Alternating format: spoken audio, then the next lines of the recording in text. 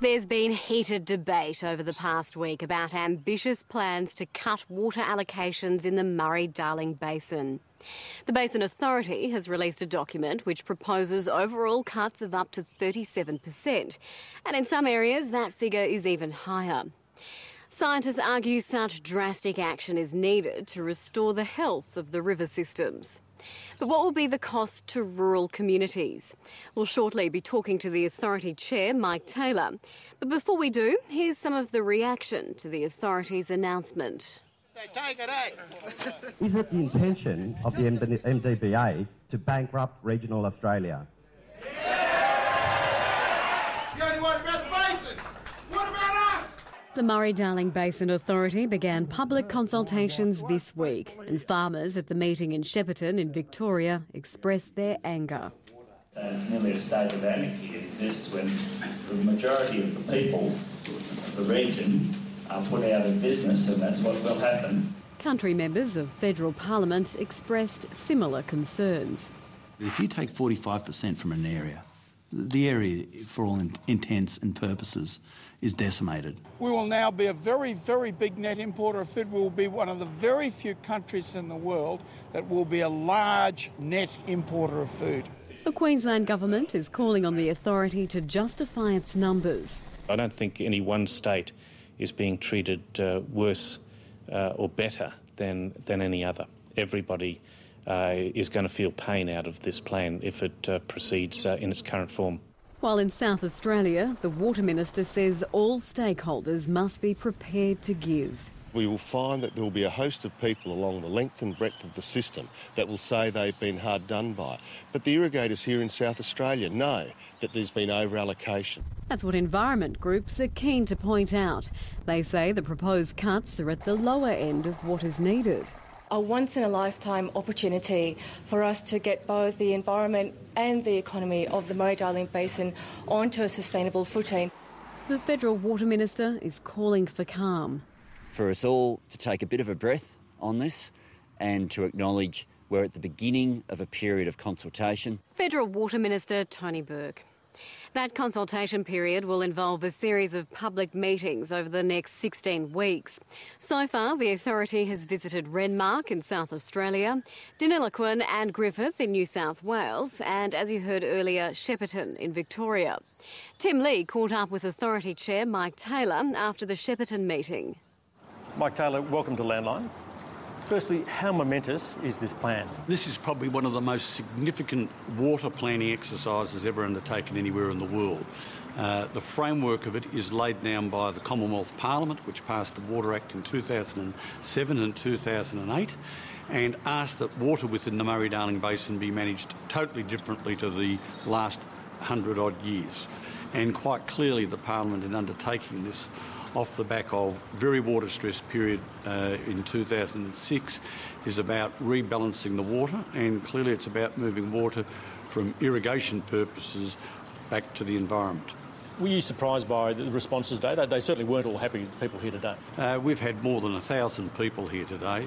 That is an extraordinary number of people to come to a meeting that's on an initial briefing regarding a basin plan. And by far the majority of those questions that were raised were seriously concerned about a breadth of issues in the plan. They were concerned about how good the science and how good the data was, how good the modelling was, how we were going to better address social and economic issues. And I want to give very strong emphasis.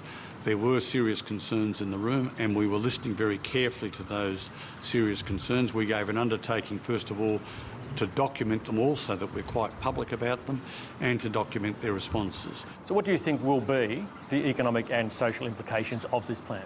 We believe that the social and economic issues are so significant that they need to be much more extensively drawn out than either we've been able to, or communities have been aware of, or governments have been aware of. So very importantly, this consultation period is about making sure we get much more significant discussion, not only about have we got the science right, have we got the modelling right, have we got the data right, but also very strongly teasing out the social and economic impacts, which we understand only too well as authority members will be very significant in terms of irrigation-dependent communities. The Murray-Darling Basin accounts for about 40% of the nation's food.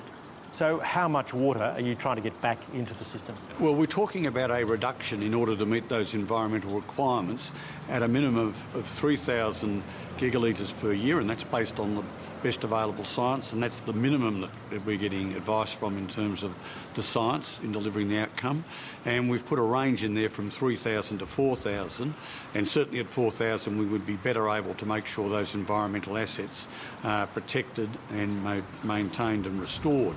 How firm is the science that this plan is based on? We're actually making comparisons over the record for which we have data for the Murray-Darling Basin, which for the most part is about 110 years.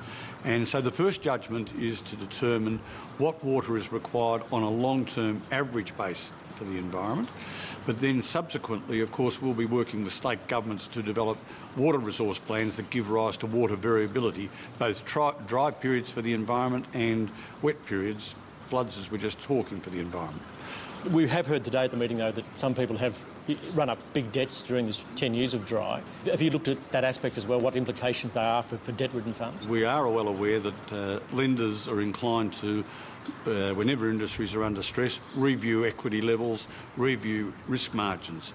We've been at pains ourselves to talk to the banks about that issue. We've been at pains to raise that with government, and we certainly are foreshadowing a series of further discussions with banking institutions about this, and that's particularly because no final decisions have been made on the plan, and we wouldn't want to see any advanced decisions being made by financial institutions given that final policy decisions not been reached.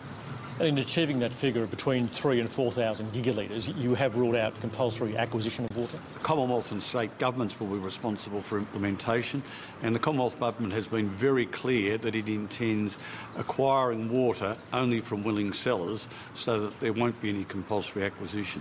How critical is it that this plan succeeds?